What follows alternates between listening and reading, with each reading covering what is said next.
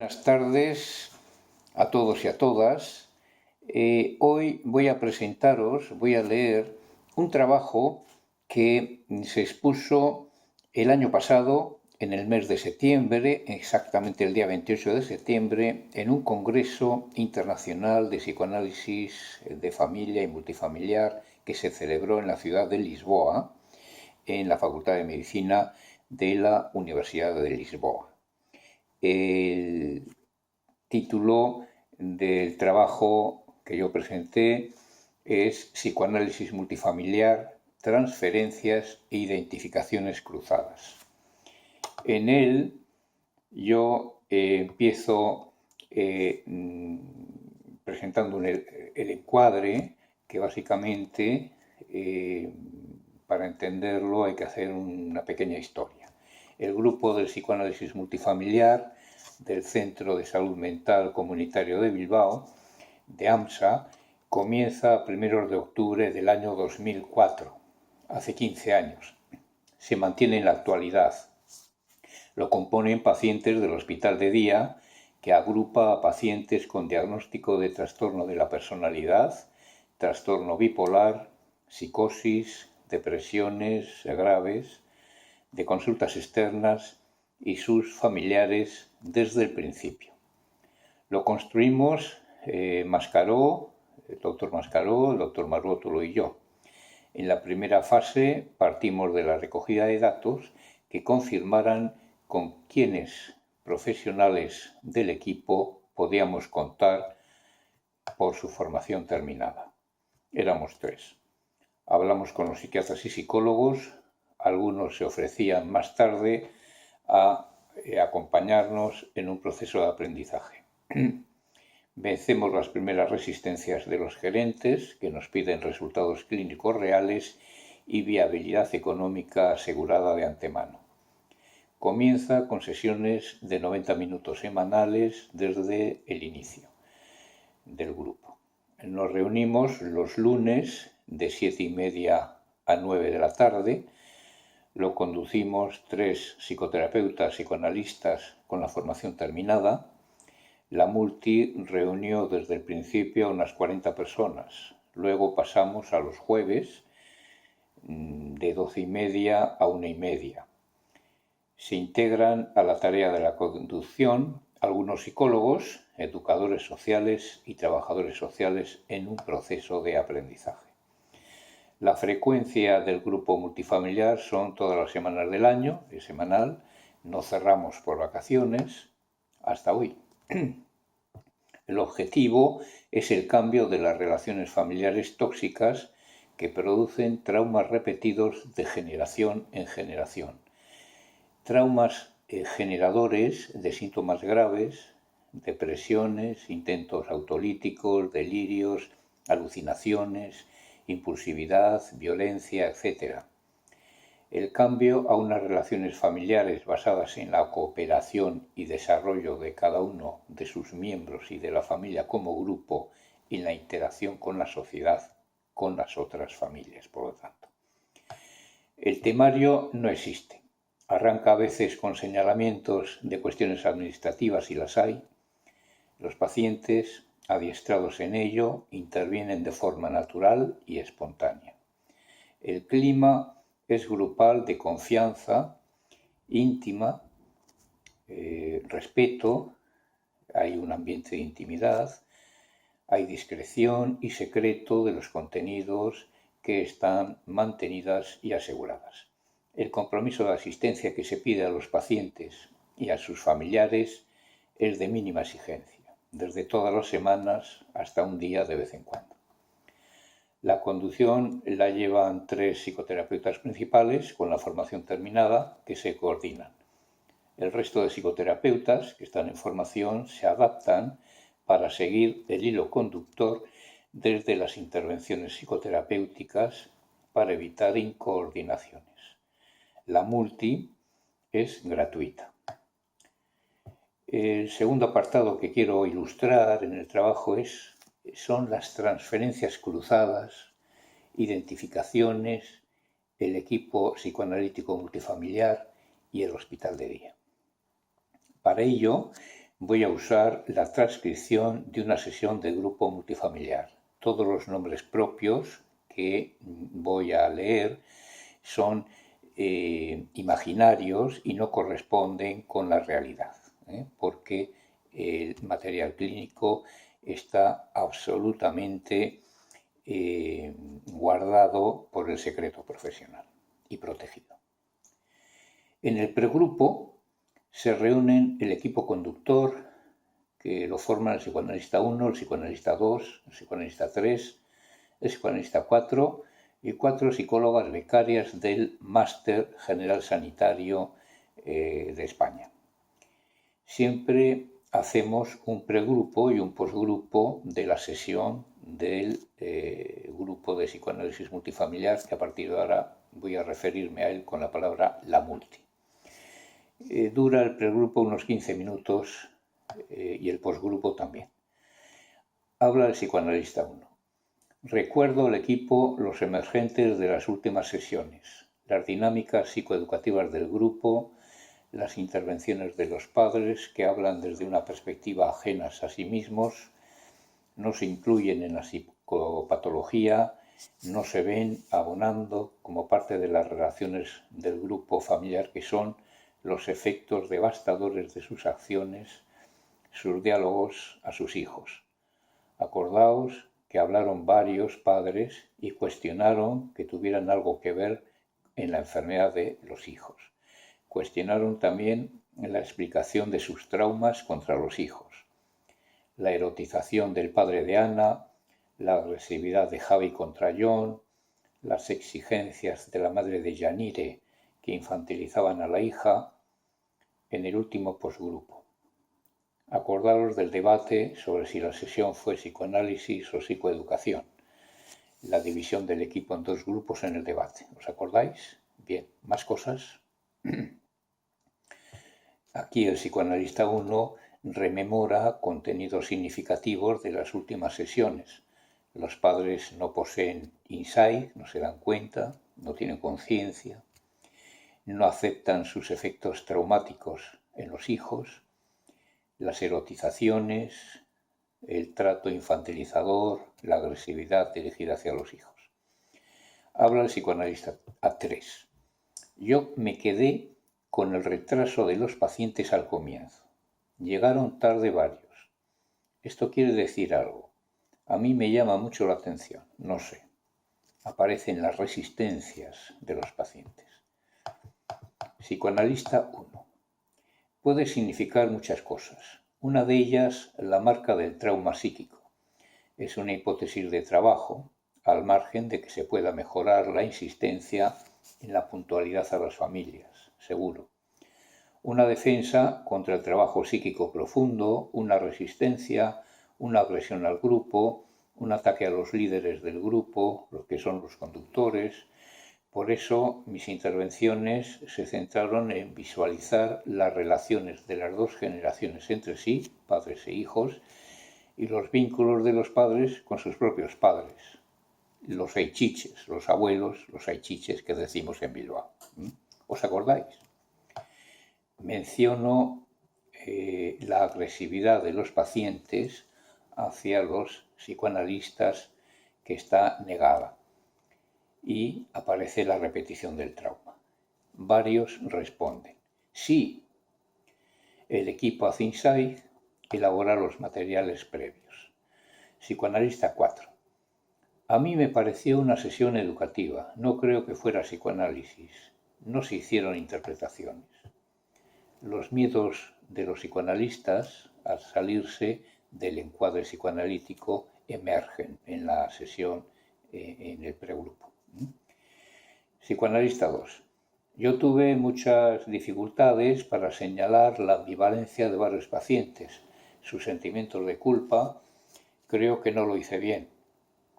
El superyo neurótico del psicoanalista en formación impide en muchas ocasiones un trabajo de la función analítica en las sesiones si el analista no contiene las proyecciones masivas de los pacientes en su yo. Habla el psicoanalista 1. Bueno, en los grupos multifamiliares se despliegan también otras dinámicas diferentes a la psicología profunda. No pasa nada. Eso no es malo trabajando en equipo, porque el equipo salva al psicoterapeuta. Da unas garantías de seguridad. Somos un grupo familiar, más en la multi. Reproducimos en nuestro seno, visible en los pres y en los post que hacemos, las patologías relacionales de estas familias, de los hijos con los padres. La negación, en Latinoamérica se llama desmentida, aquí renegación. Quiero decir, la negación psicótica produce un impasse en la evolución y crecimiento de los vínculos suficientemente buenos, acordaros de Winnicott, entre todos los miembros de la familia. La escisión de la patología relacional de los padres con sus propios padres también estuvo presente, pero vimos reproches, quejas, visiones pesimistas, incapacidades para pensar en otros modelos relacionales. Todo eso lo dijeron los padres y los hijos se defendían entre sí. Las proyecciones bizarras de los pacientes en los miembros del equipo de psicoterapeutas se hacen notar en la reunión de los psicoterapeutas. La reproducción de las relaciones traumáticas, el ataque al pensamiento, la lucha entre las partes, objetos internos y sujetos externos. Habla el psicoanalista 2. Ya es la hora, vamos. El respeto al encuadre por parte de los psicoanalistas multifamiliares es muy preciso. Los 8 miembros del equipo conductor entran en el grupo. Son 60 sillas en esta sesión, colocadas en 2 círculos concéntricos. Las han colocado los pacientes y terapeutas encargados. Todas las sillas del círculo externo se hallan ocupadas. Las sillas del círculo interno, algunas están libres. Ahí se sientan los psicoanalistas multifamiliares. Aparece un silencio que dura 5 minutos. El silencio al comienzo es de respeto por el comienzo de la sesión, cambia a reflexivo, pero paulatinamente, en la medida en que se prolonga, minuto a minuto, se va cargando de tensión, incomodidad, inquietud, secretismo. Espontáneamente habla una madre que mira fijamente al psicoanalista 1. Sandra, así se llama la madre, en este nombre figurado, ¿no? En relación a lo que me dijo usted a mí, lo que yo le dije a usted la semana pasada, quiero hablar ahora. La primera intervención es espontánea. Hay un silencio. Fernando, que es otro paciente. Hable, señora. Me acuerdo muy bien de la sesión de la pasada semana. Hable, por favor, siga. Un paciente hijo facilita el desarrollo de la relación de trabajo de la madre paciente con los psicoanalistas y con el grupo mismo de la multi. Llena, por así decir, las lagunas némicas. Levanta represiones. Sandra, que decía que quiero contar lo que me pasó a mí de pequeña. Yo no tenía 5 años. Por eso cuando hablan de Alberto, Juan, que es otro paciente. ¿Quién es Alberto? Otro paciente, padre, facilita la tarea de discriminación y elaboración del recuerdo. Sandra, es mi hijo, que tuvo una crisis larga. Luego le dio por fumar marihuana, con malas compañías. Psicoanalista 1. Tuvo una crisis psicótica que le trajo al hospital de día para tratarse. Ahora está mejor, trabaja. Sandra, eso, pues como digo, me acuerdo mucho de lo que pasó. Yo era una niña muy movida, diríamos, no paraba, igual que mi hijo, no podía dormir. En casa a veces jugaba con mi hermana y otras veces me quedaba sola dentro de la habitación con mi muñeca. No iba a la escuela, yo siempre he trabajado, no he ido nunca a la escuela. En el pueblo, en el campo siempre había trabajo, desde niña. Yo era muy pequeña, pues sería en los años 40. Lo hacía en la era en verano, con el ganado en invierno. Yo lo que he aprendido lo he hecho yo misma. El caso es que me dolía mucho la cabeza. Otras veces estaba muy triste. Mis padres recuerdo que me llevaron a un hospital que había en la capital. Me dejaron allí y se reprodujo mi soledad, mis dolores de cabeza. Me ponía triste, igual que en casa. Estaba sola. A veces un señor con bata, un doctor, creo yo, sería. Me miraba desde la puerta, desde la mirilla, a ver qué cosas hacía. A mí me daba miedo ese señor. En la habitación había unas muñecas. Yo, cuando no tenía los dolores de cabeza que me hacían llorar, jugaba con ellas. La paciente desarrolla el recuerdo encubridor de su soledad. Las somatizaciones, los juegos infantiles, el ingreso traumático que permite trabajar su neurosis infantil y el vínculo con la madre con relativa capacidad de ensoñación. Hay una pausa en el relato, el silencio es impresionante, de confesión, nadie se mueve, algunas madres e hijos se adormecen, llegados a este punto, nadie dice nada, Sandra retoma la palabra. Habla Sandra. Luego empezó a visitarme la enfermera, hablaba conmigo, me preguntaba quién era, qué me pasaba. Yo no sabía qué me pasaba. Le decía que a veces me sentía muy triste, otras muy sola, que me dolía mucho la cabeza y lloraba mucho por el dolor. Me acuerdo que un día vi que me miraban desde la ventanilla de la puerta, que siempre estaba cerrada, el doctor y mi padre. Parecía que hablaban entre ellos, no oía lo que decían. Ya la enfermera venía todos los días a verme, pero luego me dejaban sola en la habitación, no tenía compañeras. Me llevaron a casa al cabo de no sé cuánto. Ausencias de representaciones, inexistencia de vínculos padre-hija suficientemente buenos. Hay una pausa breve y Sandra vuelve a hablar. Y escuchándole a usted, sigue mirando a psicoanalista 1 y sigue hablando. Sandra. El otro día que decía que la enfermedad de los hijos de alguna manera la habían tenido los padres. Me acordé de esto. Nunca se lo he dicho a nadie.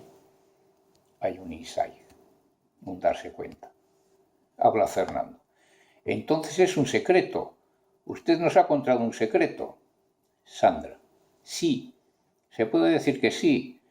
No se lo he dicho a nadie, ni a mi hermana ni a mi marido. No lo sabe nadie. Parece un vínculo confiable en el grupo que le permite a la paciente compartir un secreto. Habla Fernando. Pues esta historia me ha movilizado mucho las emociones. Yo nunca había dicho que mi enfermedad podría haber tenido mucho que ver mi hermano mayor. Yo a mi hermano mayor le tenía como el más sano de la familia, el más cabal, el más listo y el más exitoso en la vida. Todo desde niños. Nosotros somos 7 hermanos, ¿sabe? Y él también nos fustigó con la cantinela de que hacíamos las cosas mal. Yo siempre me sentí una mierda.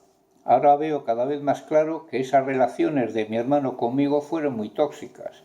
Yo llegué a odiar a mi hermano, a querer matarle. No lo hice. También llegué a sentirme tan mal, que quería morirme, quería suicidarme.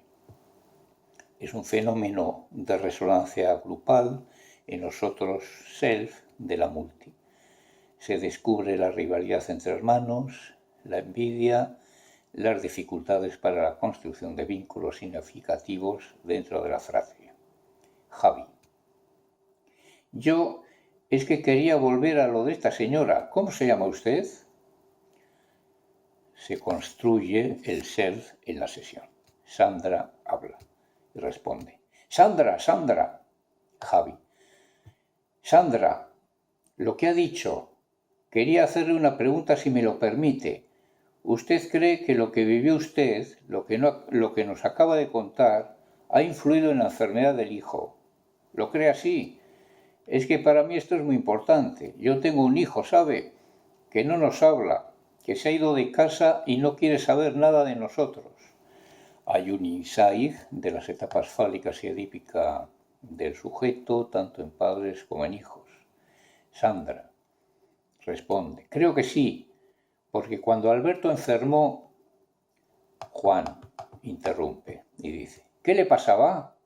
Sandra, mi hijo sufrió mobbing en el colegio, Le tuvimos que cambiar de colegio. Estuvo muy solo en esa época.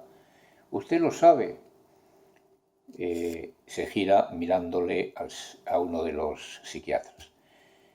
Trabaja sobre su neurosis infantil, hace insight, ese proceso le facilita la comprensión de la neurosis infantil del hijo, también la neurosis actual del hijo, que sufrió una primera crisis psicótica.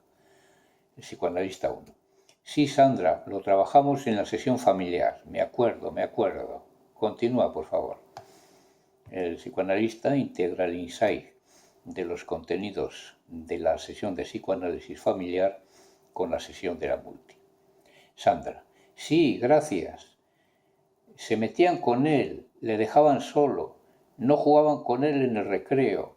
Se hizo muy introvertido, ¿saben?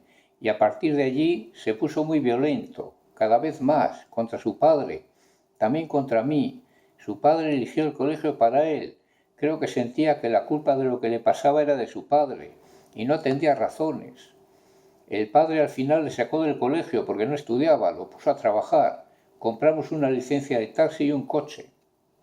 La paciente elabora el déficit del hijo en su proceso de desarrollo de su yo, fijaciones en los estadios preedípicos del hijo, regresiones de etapas posedípicas a otras previas anales, proyecta en la imago del hijo, como si de un espejo se tratara, sus propios déficits de menor intensidad.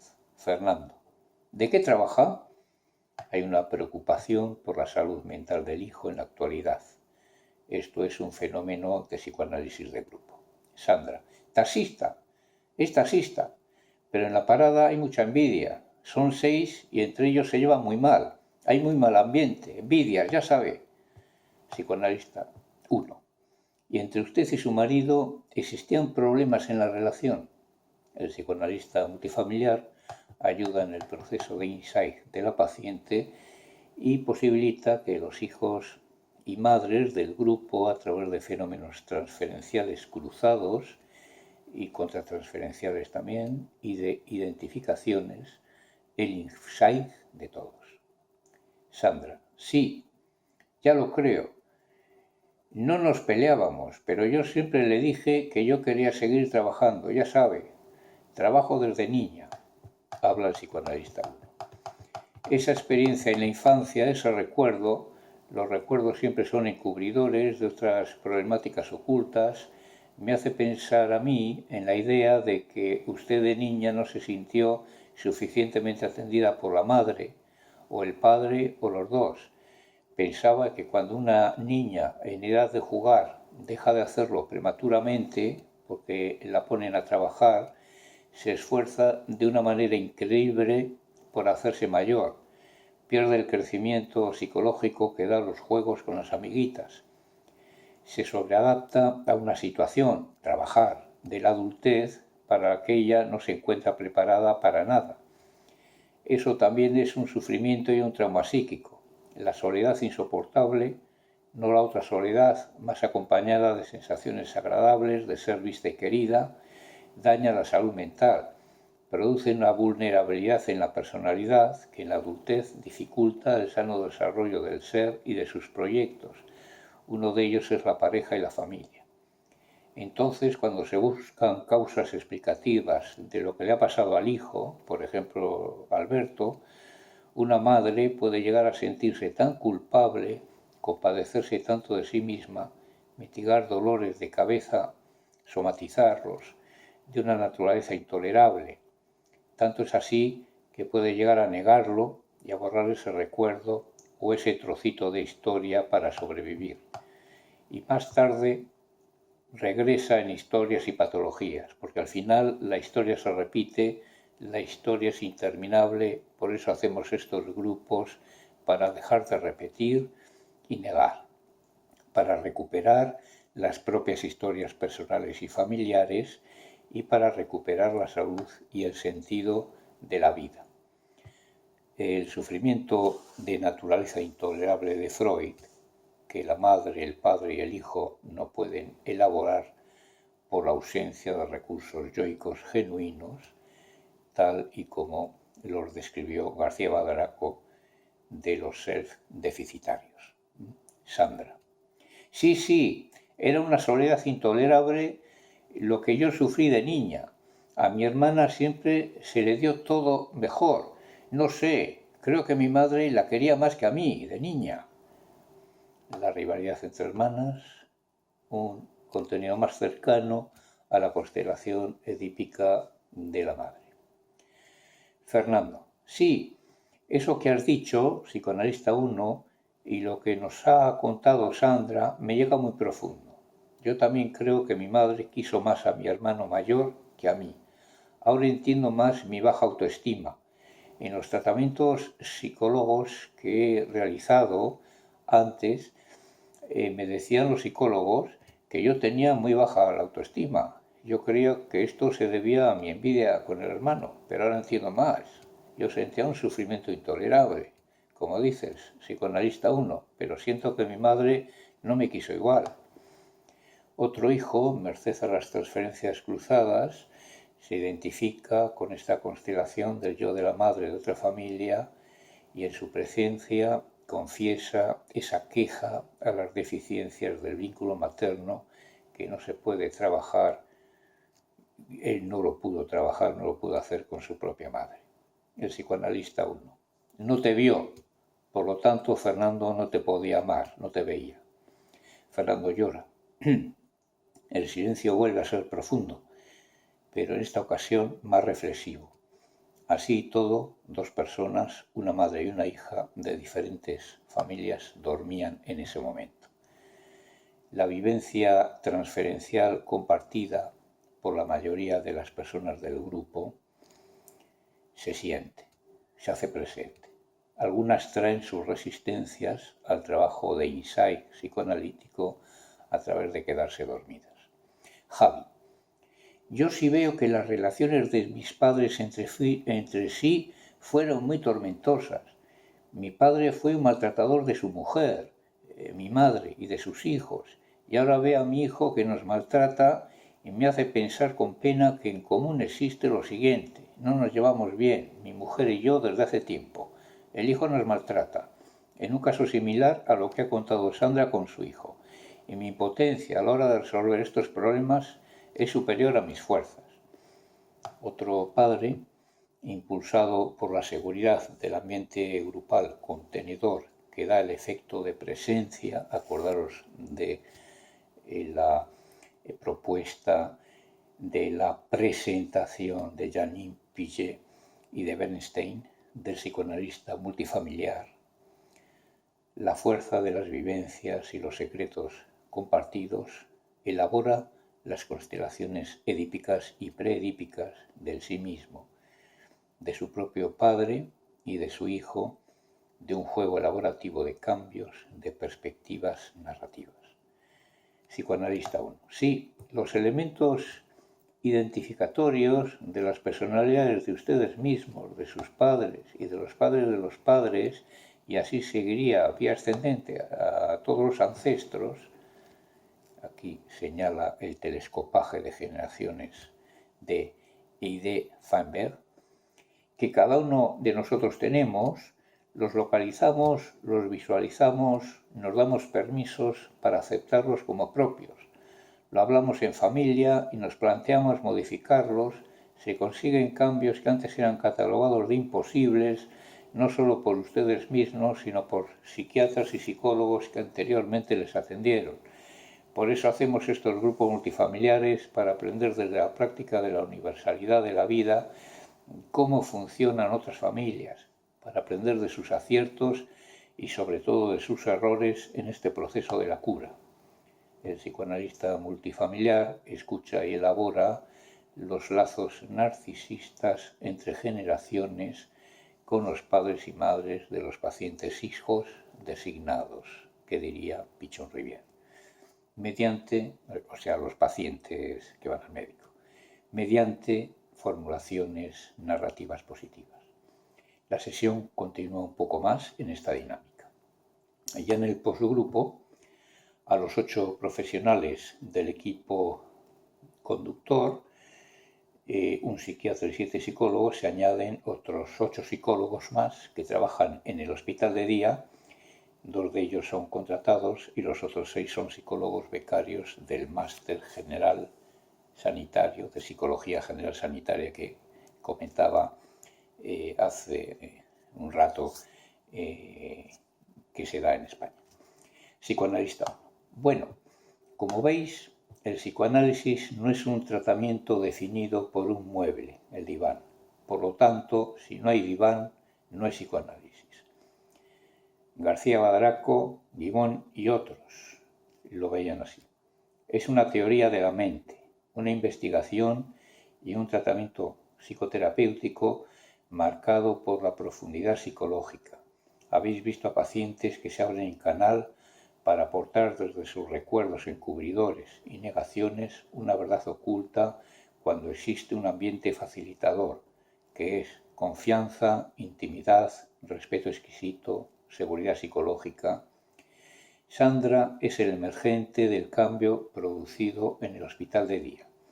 Hasta hace poco acudían escasas familias, ahora acuden más y más. Abre una nueva ventana mental en el grupo de la multi, en sí misma y en su propio grupo familiar. Su hijo está mejor, nos pidió el cierre del tratamiento en el hospital de día antes de lo que nos hubiera gustado, pero le dimos el alta médica porque nos confesó sus ganas de retomar el trabajo y sigue el tratamiento en consultas externas. Psicoanalista 5. Psicoanalista 1. Yo vi a 2 madres y 2 hijas durmiéndose. ¿Te diste cuenta? Psicoanalista 1. Algunas madres e hijas. Sí. Los demás pacientes, padres, hermanos, siguieron el hilo conductor, pero como muy bien vimos, varias personas se durmieron porque la sesión era muy profunda y en su proceso evolutivo no llegaban a tanto. Están más atrás en el proceso psicoanalítico de redesarrollo del ser verdadero que hablaría Winnicott y otros autores y de la cura. Psicoanalista 6. Algunos padres no lo ven. Psicoanalista 1. Sí.